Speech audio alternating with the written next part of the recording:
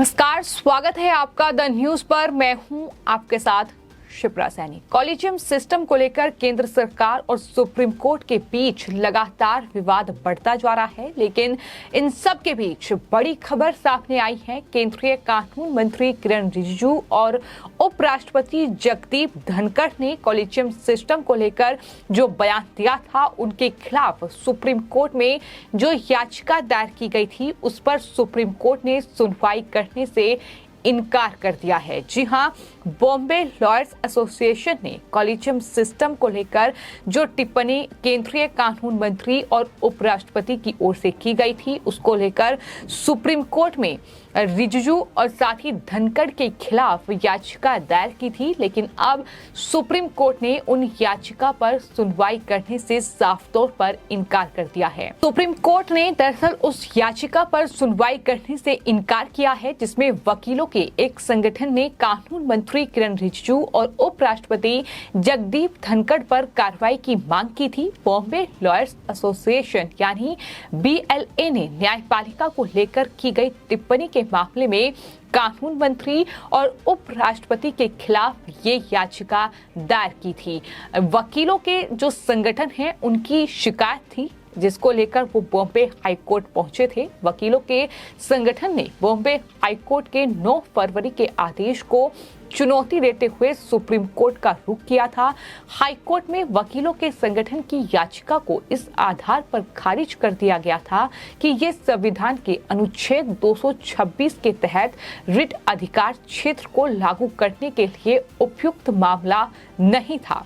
Bombay lawyers association ने दावा किया था कि केंद्रीय कानून मंत्री किरण रिजिजू और उपराष्ट्रपति जगदीप धनखड़ ने उन टिप्पणियों और आचरण से संविधान में विश्वास की कमी दिखाई है।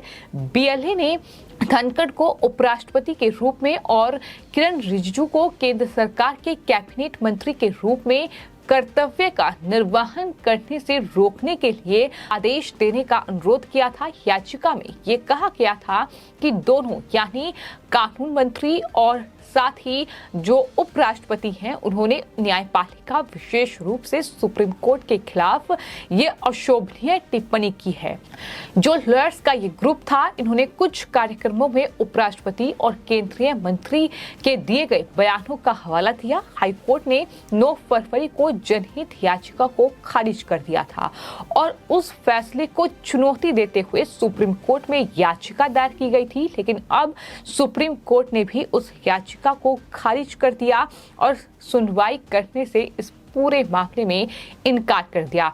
एक अपील में वकीलों के संगठन ने ये कहा कि उपराष्ट्रपति और केंद्रीय मंत्री द्वारा न केवल न्यायपालिका बल्कि संविधान पर हमले ने सार्वजनिक रूप से जो सुप्रीम कोर्ट की प्रतिष्ठा है, उसको घटाया है।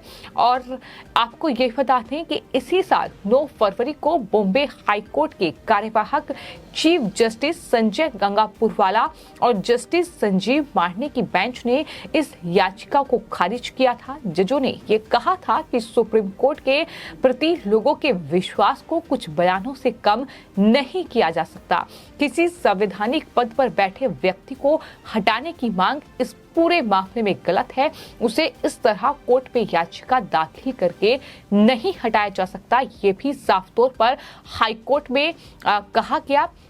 हाईकोर्ट के आदेश के खिलाफ याचिकाकर्ता ने सुप्रीम कोर्ट का दरवाजा खटखटाया था। जस्टिस संजय किशन कौल और एहसानुद्दीन की बेंच ने इस पूरे मामले पर बेहद हैरानी जाहिर की। जस्टिस कौल ने कहा कि हाईकोर्ट ने सही तो कहा था, आप यहाँ क्यों आ गए? ये बड़ी बात अब सुप्रीम कोर्ट में कही गई है। क्या सारी कानूनी औपचारिकता पूरी करना चाहते हैं? किसी व्यक्ति ने अगर कोई अवांछित बयान दिया भी है तो सुप्रीम कोर्ट उसे खुद देख सकता है। आपकी याचिका खारिज की जा रही है। इस तरीके से इस पूरी याचिका को खारिज कर दिया। लेकिन सवाल ये है कि आखिर केंद्रीय कानून मंत्री किरण रिजिजू और उपराष्ट्रपति जगदीप धनखड़ ने ऐसा क्या कहा था कि जिसको लेकर वकीलों का जो ये पूरा ग्रुप था, बॉम्बे लॉयर्स एसोसिएशन जो था, वो दरअसल सुप्रीम कोर्ट तक पहुंच गया। तो केंद्रीय कानून मंत्री रिजिजू ने ये कहा था कि न्यायाधीशों की नियुक्ति की कॉलेजियम जो सिस्टम है वो अस्पष्ट है और अपारदर्शी है। उपराष्ट्रपति जगदीप धनखड़ ने 1973 के केशवानंद भारती केस के ऐतिहासिक फैसले पर सवाल उठाया था, जिसने बुनियादी ढांचे का सिद्धांत दिया था। धनखड़ ने यह कहा था कि इस फैसले ने एक गलत मिसाल कायम की है और अगर कोई प्राधिकार संविधान में संशोधन करने की संसद की शक्ति पर सवाल उठाता है तो ये कहना मुश्किल होगा कि हम एक लोकतांत्रिक राष्ट्र हैं। ये टिप्पणी जगदीप धनखड़ की ओर से की गई थी। तो आपको ये बता दें कि सुप्रीम कोर्ट और केंद्र सरकार के बीच कॉलेजियम प्रणाली को लेकर लगातार विवाद बना हुआ है। लगातार केंद्रीय कानून मंत्री इसको लेकर बयान दे रहे हैं, जहां वो ये मांग कर रहे हैं कि कॉलेजियम प्रणाली में बदलाव जो है वो आज की जरूरत बन चुका है। जिस तरीके से जजों के पद खाली पड़े हुए हैं और इसके चलते जो पेंडिंग केस की संख्या है, तमाम जो अदालतें हैं, फिर चाहे वो सुप्रीम कोर्ट हो, हाई कोर्ट हो या फिर तमाम जो निचली अदालतें हैं, वहां पर तमाम जो केस की संख्या है, पेंडिंग केस की, वो बढ़ती जा रही है। लोगों को वक्त पर न्याय नहीं मिल रहा है। लोग कहीं ना कहीं उनका भरोसा अब न्यायपालिका से उठ रहा है। इस वजह से तो ये तमाम टिप्पणियां कॉलेजियम प्रणाली को लेकर केंद्रीय कानून मंत्री और साथ ही उपराष्ट्रपति जगदीप धनखड़ की ओर से की गई हैं। लेकिन अब सुप्रीम कोर्ट में जो याचिका बॉम्बे लॉयर्स एसोसिएशन ने दायर की थी, सुप्रीम कोर्ट ने ये कहते हुए उस याचिका को खारिज कर दिया कि अगर ऐसी कोई टिप्पणी की गई है तो उस पर हम खुद गौर कर सकते हैं कि आखिर क्या टिप्पणी की गई है। हम खुद कानूनी कार्रवाई कर सकते हैं।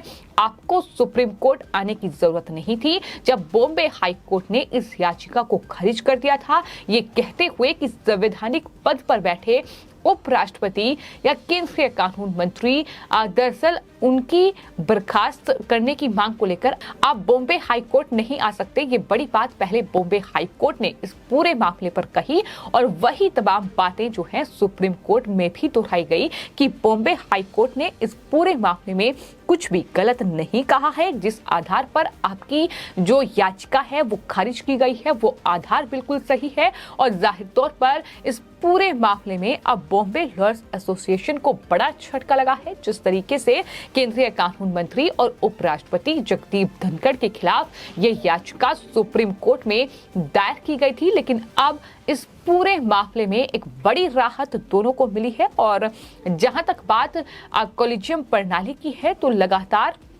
उसको लेकर बयान जो है ना सिर्फ केंद्रीय कानून मंत्री या फिर उपराष्ट्रपति जगदीप धनखड़ की ओर से दिए गए हैं, बल्कि इससे पहले कई सुप्रीम कोर्ट के रिटायर्ड जस्टिस ऐसे हैं, कई हाई कोर्ट के जज ऐसे हैं जो इस तरह की बातें कह चुके हैं, जो कॉलेजियम सिस्टम पर सवाल उठा चुके हैं, जो ये कह चुके हैं कि सुप्रीम कोर्ट में जजों की नियुक्ति की जो प्रक्रिया है उसमें बदलाव होना बहुत जरूरी है, जो ये कह चुके हैं कि दरअसल कॉलेजियम प्रणाली जो है वो अस्पष्ट है, अपारदर्शी है। ये तमाम बातें रिटायर्ड जस्टिस और रिटायर्ड जज भी कह चुके हैं। तो ऐसे में सिर्फ याचिका केंद्रीय कानून मंत्री किरण रिजिजू और देश के उपराष्ट्रपति जगदीप धनखड़ के खिलाफ ही क्यों दायर की जा रही है, ये भी एक बड़ा सवाल उठता है कि क्या इसके पीछे भी कोई षड्यंत्र है, क्या इसके पीछे भी कोई साजिश है। ये भी कहीं ना कहीं जांच का विषय है। लेकिन इस पूरे मामले में अब सुप्रीम कोर्ट की ओर से जो टिप्पणी की गई है उसमें साफ तौर पर यह कहा गया है कि किसी व्यक्ति ने अगर कोई अवांछित बयान भी दिया है तो सुप्रीम कोर्ट उसे देख सकता है, वो भी तब जब वो टिप्पणी सुप्रीम कोर्ट या फिर कॉलेजियम प्रणाली पर ही की गई है। तो इस तरीके से अब ये याचिका खारिज हो चुकी है और कहीं ना कहीं जिस तरीके से इस पूरे मामले को लेकर केंद्रीय कानून मंत्री और जगदीप धनखड़ को विपक्ष भी घेर रहा था, लेकिन अब इस पूरे मामले में याचिका खारिज करते हुए एक तरीके से क्लीन चिट जो है वो अब उपराष्ट्रपति और कानून मंत्री को मिल चुकी है। फिलहाल आपकी इस पूरे मामले पर क्या राय है, हमें कमेंट बॉक्स में जरूर लिखें और चैनल को सब्सक्राइब करें। धन्यवाद।